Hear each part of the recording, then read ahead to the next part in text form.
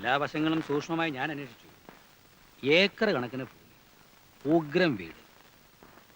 അധികം ആലോചിക്കാനൊന്നുമില്ല അച്ഛാ, നമുക്കിതങ്ങ് ഉറപ്പിക്കാം. നല്ലതുപോലെ സാഹിത്യവാസനയും ഉണ്ട്. ഈ കല്യാണം നടന്നാലും ഇല്ലെങ്കിലും അഭിനയവേദിയുടെ അടുത്ത നാടകത്തിന് പാട്ടെഴുതുന്നത് ശിവനായിരിക്കും. ചുമ്മാരടാ. അപ്പൊ ഞാൻ മുരളിക്ക് കൊടുത്ത വാക്ക് തെറ്റിക്കുന്നതിൽ ആർക്കും ഒരു വിഷമവും. എന്ന് വെച്ചാ പെണ്ണിന് ഇഷ്ടമുണ്ടേ അച്ഛാ. ഒരു സമാധാനം ഉള്ളത് അവള് കണ്ട അലവലാദികളൊന്നും കയറി പ്രേമിച്ചില്ലല്ലോ എന്ന്. അല്ല, അങ്ങനെ ഉണ്ടാകുകയില്ല. ഒന്നുമില്ലേലും അവൾ എന്റെ പെങ്ങളല്ലേ.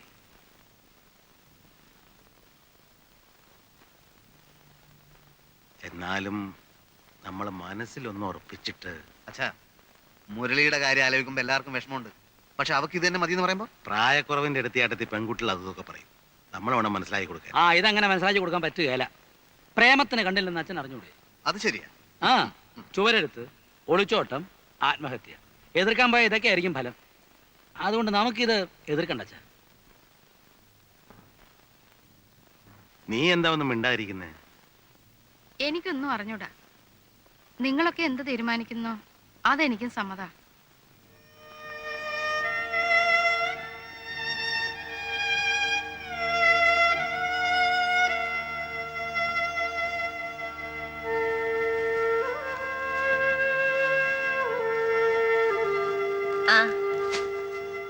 ഞാൻ മുരളി അങ്ങോട്ട് അയക്കാതിരിക്കുന്നു.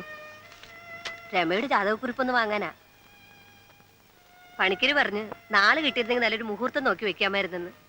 ഞാനും അക്കാര്യത്തെ പറ്റി പറയാനാ ഇങ്ങോട്ട് വന്നേ. മുരളി,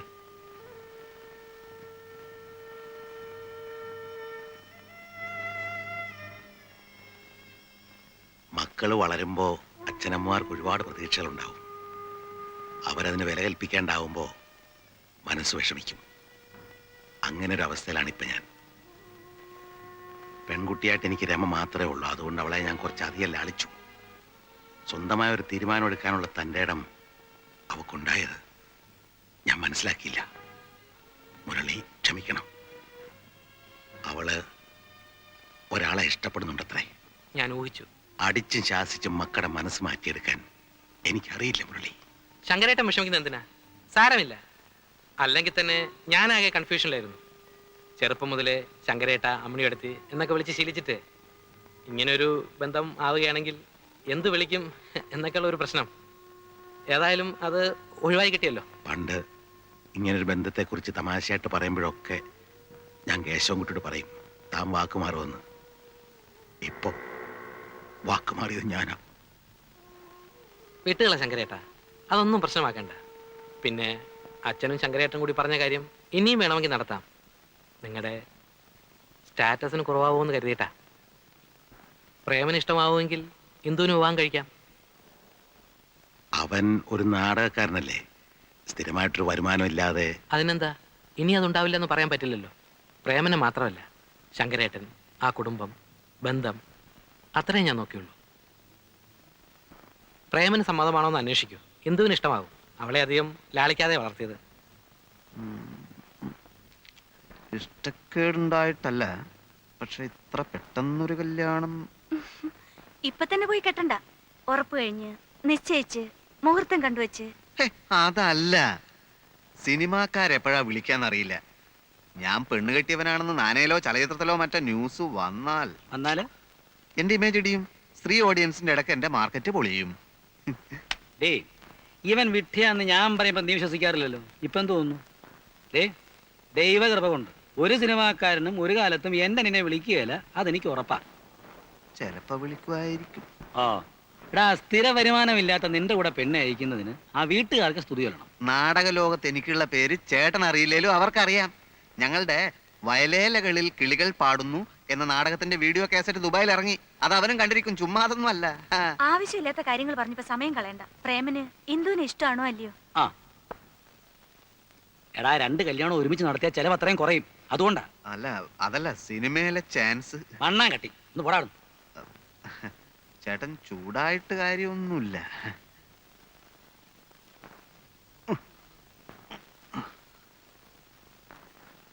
കെട്ടിക്കളിയല്ലേ? പ്രായവും കടന്നു പോകുന്നു.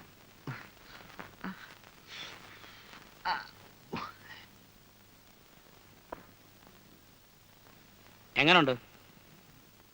രമയ്ക്ക് സ്വർണം വാങ്ങിക്കാൻ പ്രോബ്ലം വേണ്ടെന്ന് കാശെടുക്കണം എന്ന് അച്ഛൻ. ആ വേലാതി കിടയില അവൻ ഒരു ഇളിഞ്ഞ പോസ് കാണിക്കല്. പണം എടുക്കാതെ ഒക്കൂ. ബാങ്ക് ഉദ്യോഗസ്ഥന്റെ പെങ്ങളാവുമ്പോ അല്ല അതിന്റെ ഒരു വെയിറ്റിൽ വേണമല്ലോ രമയെ പന്തലേക്ക് ഇറക്കാൻ. ക്ലാസ്സിങ് ആണ്.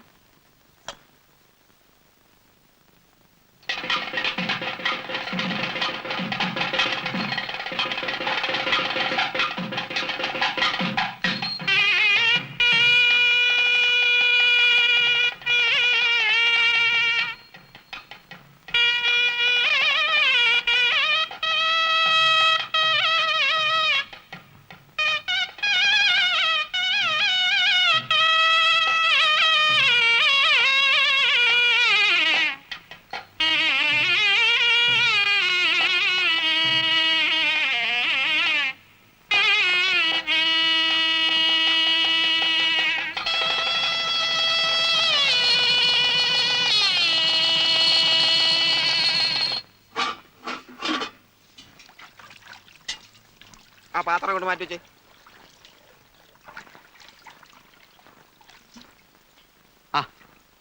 അല്ല ഇവിടെ വന്ന് നിൽക്കുക. നല്ല പാർട്ടിയാ. വാ മുകളോട്ട് പോവാം. അവിടെ നമ്മുടെ മുറി.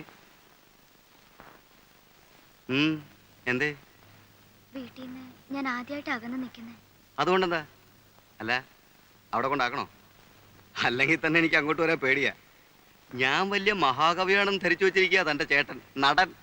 മഹാകവിയോ? ആ, അന്ന് അങ്ങേര് എന്നെ കാണാൻ കോളേജ് വന്നപ്പോൾ രക്ഷപ്പെടാൻ വേണ്ടി ഞാനൊരു ബുദ്ധിജീവി കളിച്ചു. ഒരു കവിതയും കാച്ചി. അല്ലെങ്കിൽ റോട്ടി വെച്ച അന്ന് ഞാൻ തല്ലുകൊണ്ടേനെ. ഇന്ന് കല്യാണ തിരക്കിനിടയ്ക്ക് എന്നോട് പറയാ അവരുടെ അടുത്ത നാടകത്തിനൊരു പാട്ട് എഴുതി കൊടുക്കാൻ എന്നോട്. നീ ഇവിടെ ഒന്ന് നിൽക്കണോ? അപ്പുറത്തോട്ട് ചെല്ലേ. അവിടെ 100 കൂട്ടം പണിയുണ്ട്. മോളെ, ഇവര് പുറപ്പെടുക അത്രേ. കേട്ടോ ശാരദേ, ഈ കുട്ടിയ എന്റെ മരുമകളായിട്ട് വരാൻ പോകുന്നു പറഞ്ഞപ്പോ പലരും ചോദിച്ചു, എന്താ ഭഗീരഥമേ നിങ്ങൾക്ക് വേറെ ഒരു ബന്ധവും കിട്ടിയില്ലെന്ന്. കാര്യം സ്വത്ത് കുറച്ച് കുറവായിരിക്കും. ആയിക്കോട്ടെ, അവന്റെ ഇഷ്ടമല്ലേ ഞാൻ നോക്കേണ്ടത്. ആഭരണങ്ങളില്ലെന്നോ ഒരു ഡ്രൈവറുടെ മോളാണെന്നോ ഇതൊന്നും ഞാൻ നോക്കിയില്ല. ജഡ്ജി ശിവദാസ മേനോന്റെ മോള് മാലതിയുടെ ആലോചന വന്നതാ. അവരാണെങ്കിൽ നമ്മുടെ തരാതരക്കാരാ. പക്ഷെ ഞാൻ പറഞ്ഞു പറ്റില്ലെന്ന്. പാവപ്പെട്ട വീട്ടിലെ കുട്ടിയാകുമ്പോ ഒന്നുമില്ലെങ്കിലും അടുക്കള പണിയെങ്കിലും അറിയാലോ. വാ വരട്ടെ വരട്ടെ.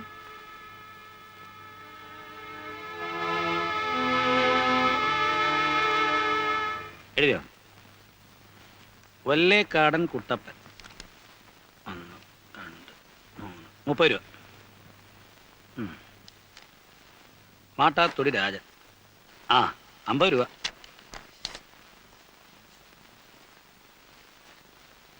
കുന്നുംപുറത്ത് കൃഷ്ണൻകുട്ടി 25 രൂപ. കുന്നുംപുറത്തുകാർ 25 രൂപയെ തന്നുള്ളൂ. അവന്റെ പെങ്ങളുടെ കല്യാണത്തിന് നമ്മൾ 25 കൊടുത്തുള്ളൂ. എന്ന് പറഞ്ഞാൽ അവരുടെ കല്യാണത്തിനോട് ഗോവു മാത്രമേ പോയുള്ളൂ. ഇത് കുന്നുംപുറത്ത് 3 പേരെ വന്ന് മിഷ്ടാനം ഉണ്ടേച്ചു പോയത്. കല്യാണ തിരക്കിനിടയ്ക്ക് നീ അത് നോക്കിയോ? നോക്കാതെ പറ്റില്ല അച്ഛാ. വിഷു ഹാപ്പി മാരീഡ് ലൈഫ് എന്നൊരു ആശംസ കാഴ്ചയാലൊന്നും കല്യാണത്തിന് നടക്കുകയില്ല. ഓണം കൊണ്ട് കാര്യമാറായി. എനിക്ക് ഉറക്കം വരുന്നു. അവൻ പോയി കിടന്ന് ഉറങ്ങിട്ടാ ഉണ്ണി. പ്രേമാ നീ പോ. എന്ന് പറഞ്ഞാൽ അങ്ങനെ അവനും കണക്കറിയണ്ടേ? എനിക്കൊന്നും അറിയണ്ട. എടാ ഗോപു, നീ ഇരുന്ന് എഴുത്. വേണ്ട, ഞാൻ എഴുതാം. നീ വരുന്ന് പഠിക്കടാ. വേണ്ട, ആരും സഹായിക്കണ്ട. ഞാൻ തന്നെ എഴുതിക്കോളാം. വീട്ടിലായാലും ബാങ്കിലായാലും കണക്കെടുത്ത് നമ്മുടെ പഠിക്കാൻ ഒന്നുമില്ലേ?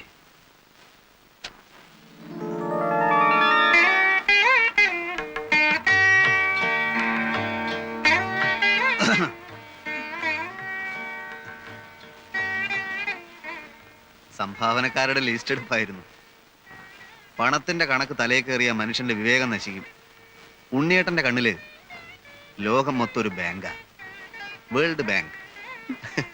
വല്ല നാടകത്തിലോ മറ്റോ ആയിരുന്നെങ്കിൽ ഇതുപോലൊരു രംഗത്ത് എടോ നിഷ്ഠുര കാപാലിക, ഇന്നെന്റെ ആദ്യ രാത്രിയാണ്, തന്റെ പണക്കണക്ക് പോയി തൊലയട്ടെ എന്നൊരു ഡയലോഗ് കാച്ചാമായിരുന്നു. പഴങ്ങളുടെ തട്ടവിടെ? ആപ്പിളും ഓറഞ്ചും ഒക്കെ അങ്ങനെയാണല്ലോ രീതി. പിന്നെ ഒരു ഗ്ലാസ് പാല്. സിനിമയിലൊക്കെ ആദ്യ രാത്രി തുടങ്ങി കണ്ടിട്ടുള്ളത് ഇതൊക്കെ നല്ലോണം ഭക്ഷിച്ചോണ്ടാ. പാലുണ്ടായിരുന്നു, തണുത്തു തുടങ്ങിയപ്പോ ഞാൻ കുടിച്ചു. ഓ, അപ്പൊ ദൈവത്തിനുള്ളത് പൂജാരി വിഴുങ്ങി. കുഴപ്പമില്ല, തൽക്കാലം ദൈവം ശപിക്കുന്നില്ല. മാത്രമല്ല വരം വല്ലവും വേണേ ചോദിക്കുകയും ആവാം. ഒടുവിൽ പറഞ്ഞത് കാര്യമായിട്ടാ. ഇഷ്ടാനിഷ്ടങ്ങളൊക്കെ ഇന്ദുവിന് തുറന്നു പറയാം. എന്നാ പറയട്ടെ? തീർച്ചയായും. നാടകത്തിൽ അഭിനയിക്കുന്ന എനിക്ക് ഇഷ്ടമല്ല. ഞാനോ? ഉം.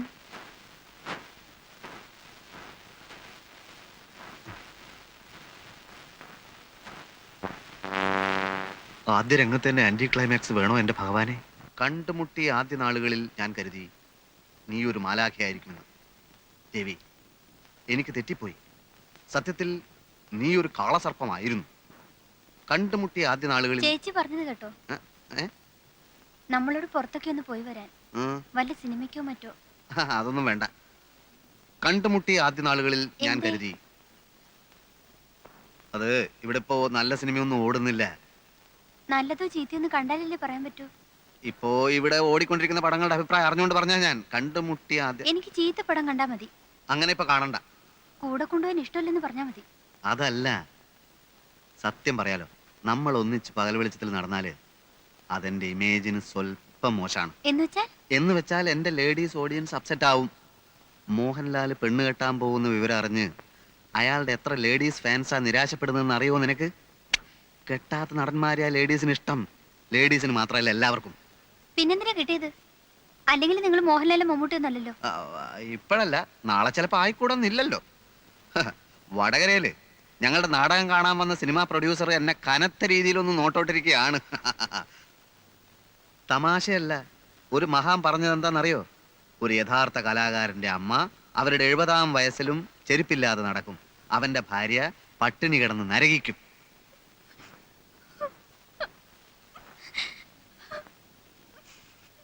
ഇന്ന് ഒരു ദിവസത്തേക്ക് ഈ തത്വമൊക്കെ മറക്കാം. മുഖം വീർപ്പിക്കണ്ട. ഉച്ച കഴിഞ്ഞിറങ്ങാം. ഒരു കറക്കം, ഒരു മാറ്റിനി. ചെല്ലു, ഒരു ചായ ഇട്ടുകൊണ്ടുവാ. ചെല്ലാൻ. കണ്ടുമുട്ടിയ ആദ്യ നാളുകളിൽ ഞാൻ കരുതി നീ ഒരു മാലാഖയായിരിക്കുമെന്ന്.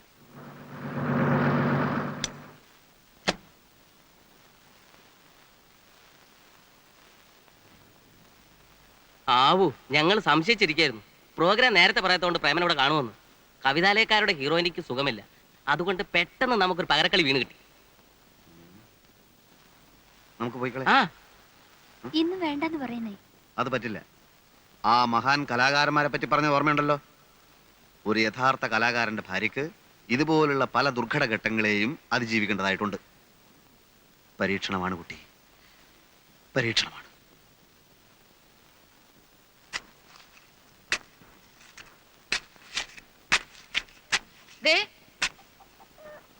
ഇങ്ങോട്ട് വന്നേ. പറഞ്ഞോ. ഇങ്ങോട്ട് വരുന്നേ. നമ്മുടെ ആശ ദൈവം കേട്ടു എന്നാ തോന്നുന്നേ. നമ്മുടെ ഏതാശ? ഗീതയ്ക്ക് വിശേഷം ഉണ്ടോന്നൊരു സംശയം. ആ, നിന്നോട് പറഞ്ഞോ? 2-3 ദിവസം മുമ്പ് ഒരു സൂചന തന്നിരുന്നു. ഇപ്പതാ കടുമാങ്ങ ഇട്ട ഭരണിയുടെ കെട്ട് പൊട്ടിച്ചിരിക്കുന്നു.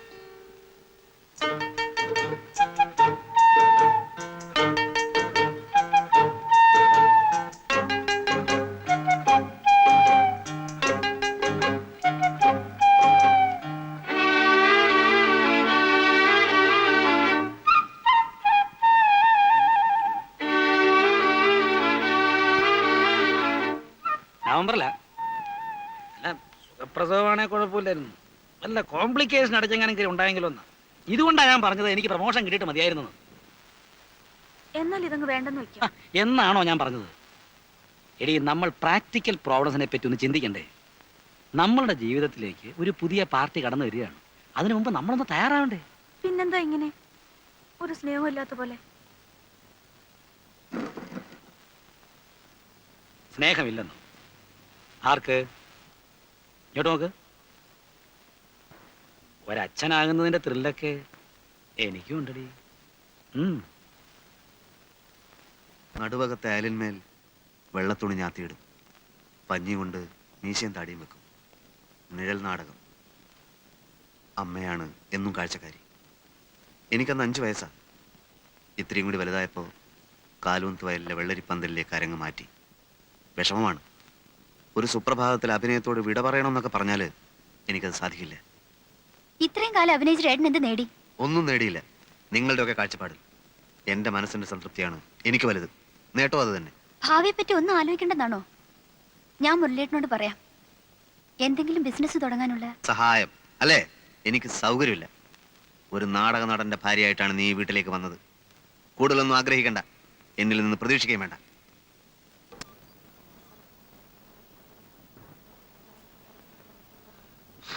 ഇന്നലെ മെനയാന്നായിട്ട് 2 കളിയുണ്ടായിരുന്നു അമ്മേ.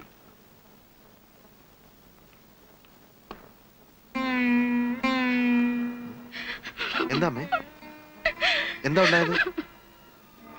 എന്തിനാ അമ്മ കരയുന്നെന്ന്? എന്തു അമ്മ എന്തിനാ കരയുന്നത്? ചോദിച്ചത് കേട്ടില്ലേ? അച്ഛനും ഉണ്ണേട്ടനും തമ്മിൽ വഴക്കായി.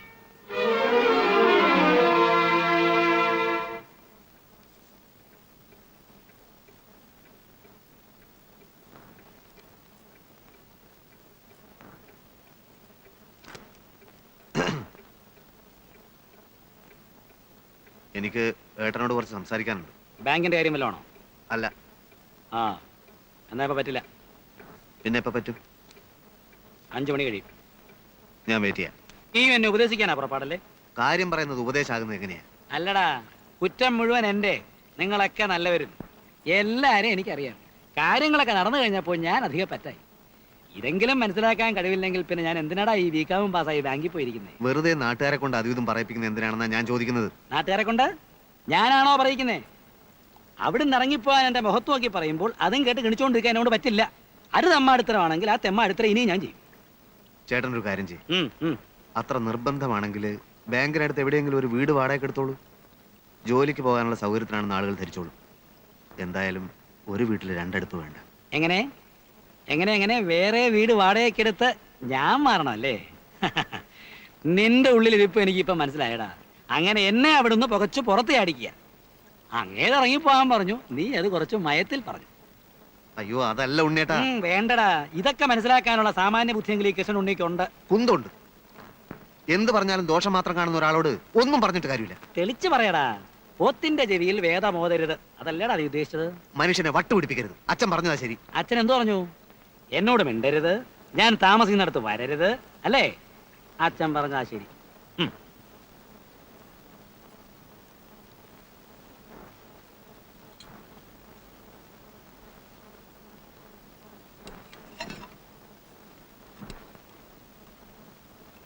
ആചാര് വനത്തിൽ നിന്ന് തടി കൊണ്ടിരുന്ന ജോലിക്ക് വിളിക്കാന്ന് പറഞ്ഞിട്ടുണ്ട്. കള്ളത്തടിയാ, എന്നാലും കാശ് കിട്ടും. പിന്നെ വക്കീൽ നാരായണമേനോന്റെ മക്കളെ സ്കൂളിലേക്ക് കൊണ്ടുപോയും തിരിച്ചു കൊണ്ടുവരികയും ചെയ്യുന്ന ജോലിയും ഏൽപ്പിച്ചിട്ടുണ്ട്. ആ വകയിലും കുറച്ച് പൈസ വരും, എന്നാലും കുറച്ച് സമയം ബാക്കി വരും. നിന്റെ പരിചയത്തിൽ ആർക്കെങ്കിലും ഒരു പകരക്കാരൻ ഡ്രൈവറെ വേണ്ടി വരുമോ?